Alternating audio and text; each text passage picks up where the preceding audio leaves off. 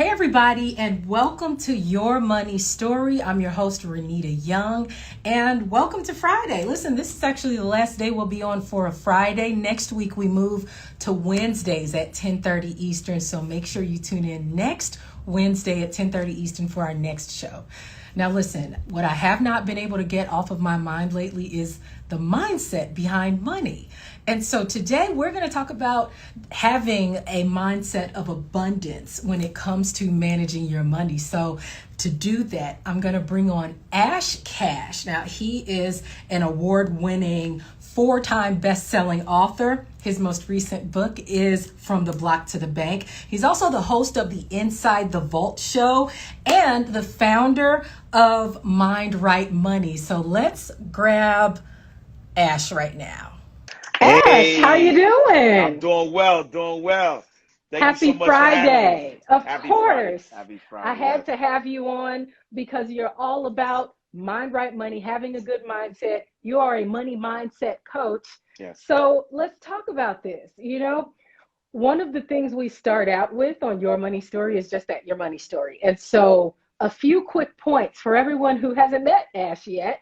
Yeah. By 24, he was VP of a global financial institution. He was also ranked 112 in the nation out of 100,000 bankers. Yes. And now everyone knows him as Ash Cash. But listen, take us back to growing up out in the Northeast. And you have a story where you were kicked out of school, you were expelled. Walk us through that first. Yeah. I mean, growing up, typical urban story, growing up, single parent home. I'm the youngest of 3. My mom raised us by herself. The hood raised us too, and so got in trouble, kicked out of school 4 times, 1st grade, 5th grade, 9th grade, expelled out the 10th grade, got in a lot of trouble, but really was just kind of following what everyone was saying, that I would be dead or in jail by the age of 25, until I had that mindset shift and realized that I could do better than that. I got exposed to a different life.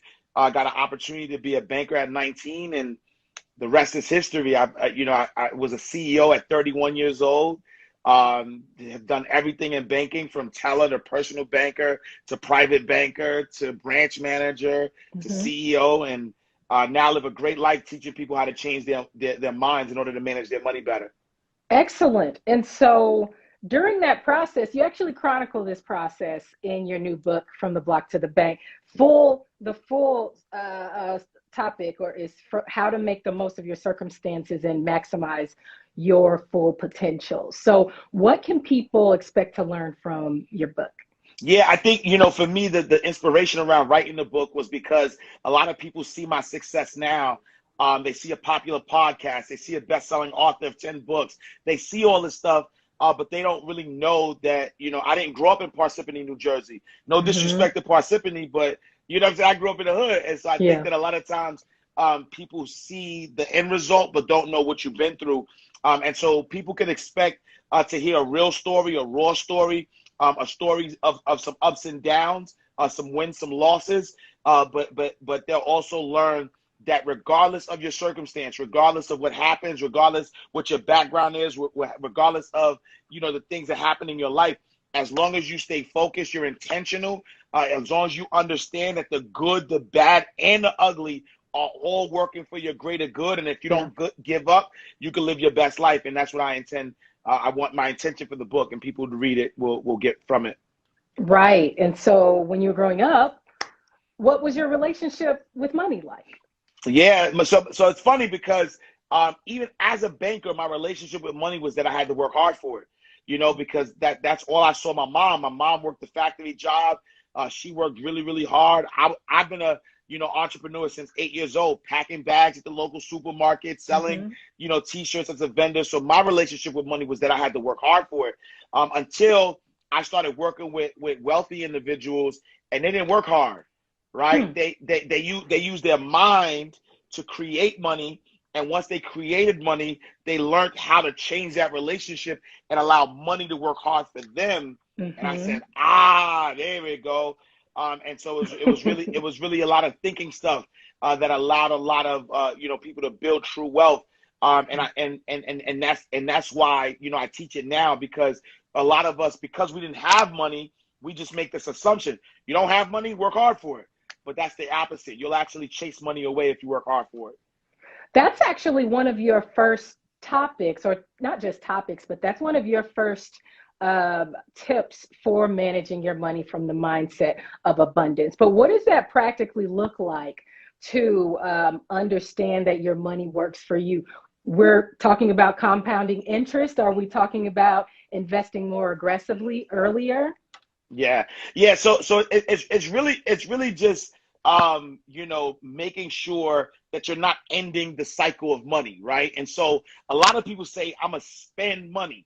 What is the last three letters of spend? It is ending it, right? And so what happens is that you spend money, you make money, you spend it, you end the cycle. Now you have to work hard again to gain money, and you keep doing that cycle over and over again, which means if you don't work, you don't get paid, or you don't have money. The goal is, when you work hard for money, if you don't come from money, you create the money. But now, instead of buying things with the money, buy some income producing assets, and let the assets be the thing that continues to buy things. And then now, if you decide to work hard again, you now buy income producing assets, and then you keep building your assets. So now your assets are what you live off of. And so some examples of assets, right? I'm an author. I've written 10 books. My first book came out 2009. To this day, I still get paid every single month for something I did 12 years ago, right? Real estate, people usually buy their first home to live in. What if you bought your first home and you rented it out? You bought a duplex, a multifamily, and you allow the rent to pay you. That's another form. Investing your money in the stock market that gets dividends. That's another form. Start, investing in a business, not working in a business. If you work in a business, you could potentially, keep the same cycle.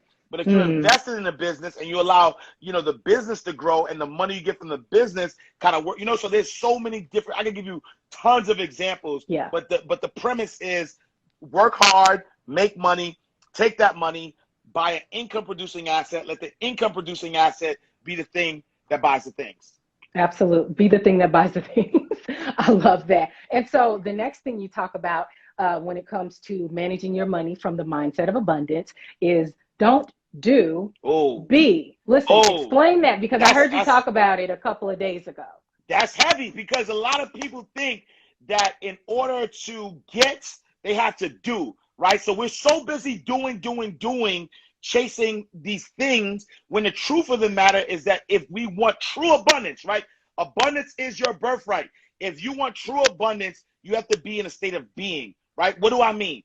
In order, like when you wake up, you already know what you love. You already know who you are. You already know what you were put here to do, what you were put here to be. But a lot of people are not being that because they're too busy doing.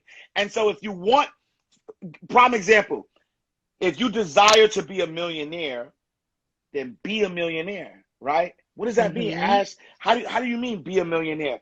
Because the truth of the matter is that a millionaire is not what you have in your bank account. It is actually a state of being, right? And so you take somebody who's poor, who has a poverty mindset, and you give them $1 million, they will give that $1 million right back, because they are not a millionaire. They have a poverty mindset. And so if you want to be a millionaire, just be a millionaire. Know what a millionaire does. Know what the habits of the millionaire is. Be around the people that millionaires are around. And as you start walking in that being, then the universe and God will now allow that being to come to you. So you want success, be success. You want blessings, be a blessing, right? You want a promotion, be that position, right? Not do the position, because when you do it, it is an action. But when you embody something with your being, right? Like I don't do motivation, I don't do inspiration. I am motivation. I am inspiration. I am abundance, right? And so when I practice that I am, you can feel it. I don't even got. You can just go in my aura. I'm sorry, I'm getting excited, baby. I'm sorry. You get me excited. I love it. You get me excited. Listen, people in the comments love it too. All right, you have the amen corner telling you talk king. You have people going, this dude is very real. I really love it. I'm loving the comments. And so the last thing that I want to ask you about is you say that it's very important to have a plan. This is something that comes up often with the people who I talk to. Yeah. And so if you're a person who maybe you don't know who you are yet, and you don't have a plan, like what can you do just to start creating a plan? I heard something cool that you said a couple of days ago on your live that you really should start kind of dreaming out loud or maybe even write down where you want to be. Yeah. So a lot of people make a big mistake and plan for their current situation, right? And I think it's the biggest mistake you can ever make because the universe only says yes, and you are co-creator, and so whatever you create with your mind is what's going to happen. And so a lot of people say, you know what, this is my current situation, so I'm going to plan for that current situation. I'm going to create that, right? And so at the end of the day, what you're doing is you're limiting your lifestyle. You're limiting your life. You're limiting what is possible because there's infinite possibilities in your life. Because again, abundance is your birthright. And so I would tell anybody who's in that planning phase to make sure that you're planning for your ideal life, right? When you plan for your ideal life, what that means is what do you desire your life to look like right now? What does it take for you to have that life? How much does it cost? Who are the people in it? You really got to embody that. And what happens when you start to plan that thing, you start to visualize, right? You start to visualize what it's going to take. You might have to go online and research how much the house costs and things of that nature. So now, instead of budgeting for $2,000, maybe you're budgeting for $10,000. And as you're budgeting for $10,000, now you're asking yourself, who do I have to be in order to command, not what I got to do, but who do I have to be? Yeah. But you have to have that. You have to know that number. So knowing that number and then work backwards into your being will get you the life that you want to live. Love that. You got to reverse engineer it, and I took that advice. The other day. I hadn't done this in a long time, like dreamed out loud, but I wrote down different areas of my life and what I want to see. Like I went all out, Ash. Yes. I went all out to the kind of house I want, what I want in the basement, what the kind of marriage that I desire. Awesome. And it really is something that not only inspires you, but it helps you in the tough moments of the day to know that this is not forever. and it helps you naturally gravitate towards solutions, thoughts, mindsets, the small actions, right? Absolutely. That can impact this huge reaction someday. So it's a very powerful thing to do, right? And so this is actually the last question. I need to know about Inside the Vault. Many people in here, they haven't seen it yet. Give me like your 35, 40-second overview of what people can watch on Inside the Vault. Yeah, so Inside the Vault is the greatest money mindset show on the planet. And what we do inside the vault, it's a metaphor, right? In the bank, you keep your most valuable assets inside the vault in the bank. And we tap into the mindset because your mind is the most valuable asset that you have. And so we talk to multi-millionaires, entrepreneurs, athletes, celebrities, everybody who has a level of success. And we go inside their vault so we can give you the blueprint to wealth consciousness, right? Because I talked earlier, if you give wealth principles to somebody who has a poor mindset, it will never blossom.